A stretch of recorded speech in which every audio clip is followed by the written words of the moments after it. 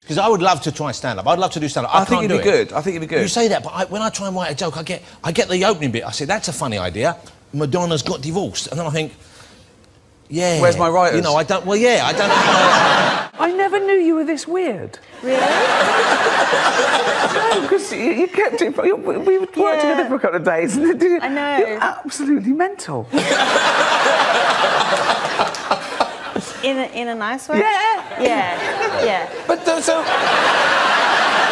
If you do win an award tonight, don't use it as a platform to make a political speech, right? You're in no position to lecture the public about anything. You know nothing about the real world. Most of you spent less time in school than Greta Thunberg. So, if you win, right, come up, accept your little award, thank your agent and your God, and...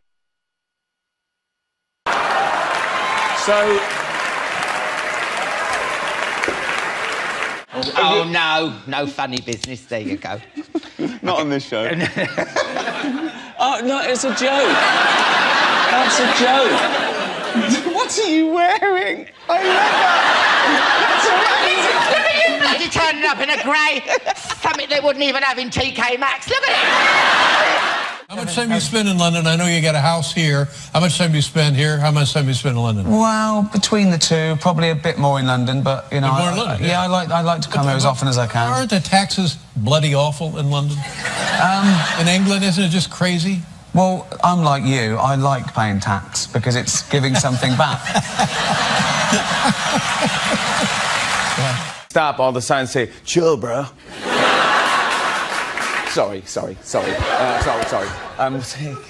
Yeah, you're not giving them. You know, they come out, they park their cars, they've got babysitters, they haven't paid. Why would you? That'd be mental. But if I was you, I'd be going, thank you so much to these people, and giving them. You know what I mean? A new series of extras starts this week. Congratulations on getting a second series, essentially, but also... Congratulations on already fucking it up. It's next week, you moron. It was shoddy. It was, I mean, you didn't write it, and that's... But do it like it's your own. Do it like you were clever enough to come up with this joke yourself, okay? For everybody, you went to the Achilles heel of everybody. Like, when you tell a woman who's, you know, that it's, you know, she looks old, that just hits a woman deep in the... Who did I say that to? I think you said something about the Sex and the City women, like, about... I said it was airbrushed, and I said, we know how old you are, girls. I saw one of you in an episode of Bonanza. Okay. No, I was saying, why lie? There's nothing wrong with being 50 or looking 50. But you're not a woman. I get you. But I don't think you lose your sensuality at 50. Our next presenter is the star of the hilarious comedy The Martian.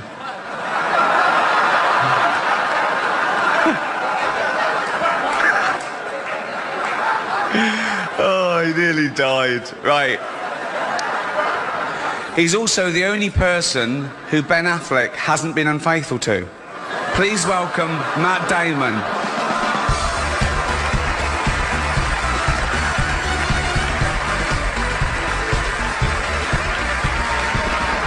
Thank you. I do look a bit more like Parker these days. I don't know, that's the problem. You're getting me confused. He's kept himself in trim. Look at you.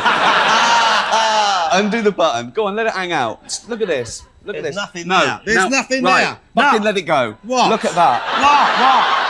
What? I've only got a day to live. They said, what do you want to do? And then when that didn't happen, what is it? Yeah. And then when that couldn't happen... Make-A-Wish Foundation. No. I'd like to go on Jimmy Fallon, please. And so, yeah, that's not what you said. No, I didn't. You want to do something else, and then... I said anything but Jimmy Fallon. Yeah. I mean, you always work together. Do you ever go on holiday together? Fuck off! Jesus Christ! Can you imagine that? Oh, it would be horrible. Just think of the pictures. Me looking pretty cool and sort of tanned. Buff, yeah. And the thing, naked, he looks like one of those baby fish. You can actually see through his body. You're one of about 5 people that have been invited round my house. I'm a very sort of private person, apart from, like, you know, workman and postman. Make me feel special. Yeah. I've had Alan Carr, a postman round here. Refuse collector? Yeah, well, at least they're useful. I can't believe this. You had a birthday, and is it 50 years old? You're not 50 years old. Are you really 50 years old? 50, yeah. I mean, you look tremendous. You look like you're 35. If somebody had said to me, how old? I say 35. 35, honestly. You look exactly like you did the first time, except you're in better shape. Remember you used to come out, you're sort of pear-shaped when you come out? Now you look great.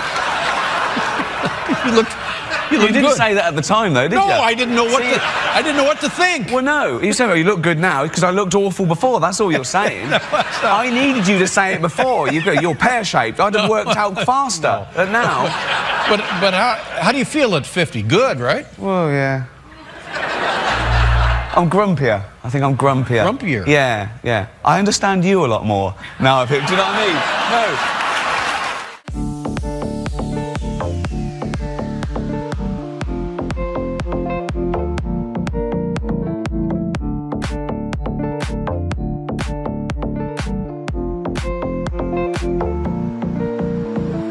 Say about our next two presenters.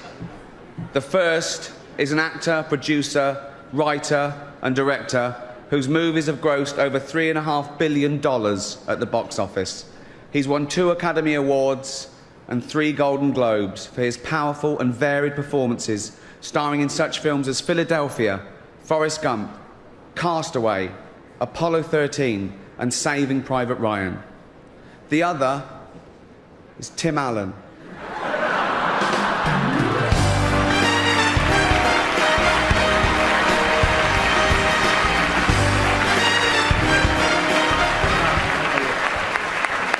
Well, you know, like many of you, we recall back when Ricky Gervais was a slightly chubby but very kind comedian. Yeah. Neither of which is he now.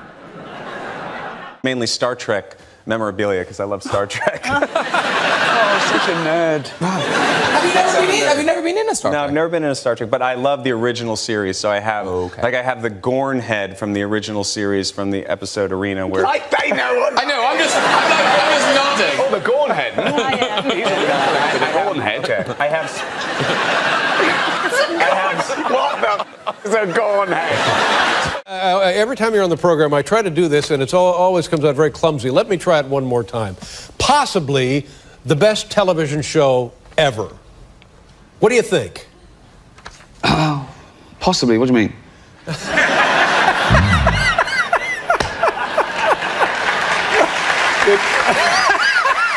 What have you named your private parts?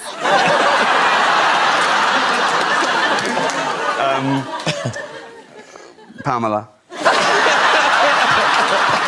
Our next presenter is the Queen of Pop.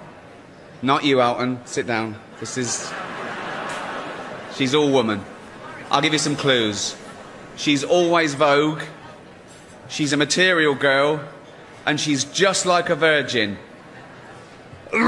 Please welcome Madonna.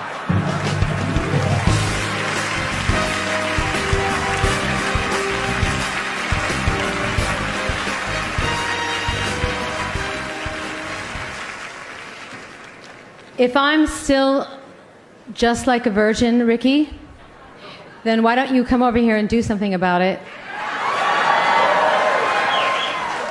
I haven't kissed a girl in a few years.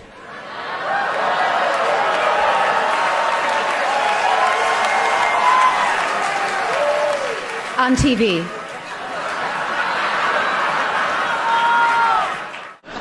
On a serious note, just looking at all the faces here reminds me of some of the great work that's been done this year by cosmetic surgeons. It is an honour to be here in a room full of what I consider to be the most important people on the planet. Actors. They're just better than ordinary people, aren't they? We all know that. Imagine a world without actors. Oh, God, it doesn't bear thinking about it. Imagine if they ever went on strike. Oh, what would we do? You couldn't replace them. You couldn't replace them with any other profession, lawyers or doctors. Can you imagine a real surgeon doing what Hugh Laurie does in-house? It would be pathetic.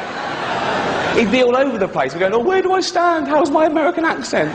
What's my lines? You know, Hugh, with the aid of coaches and stuff, can eventually learn his lines while saving lives. He's a genius. How could you replace Kiefer Sutherland in 24? I'd love to see a real anti-terrorist agent try and defuse a bomb in a busy train station in 1 hour. Some of those scenes, by the way, where Kiefer grabs someone and beats them to a pulp, they weren't even in the script.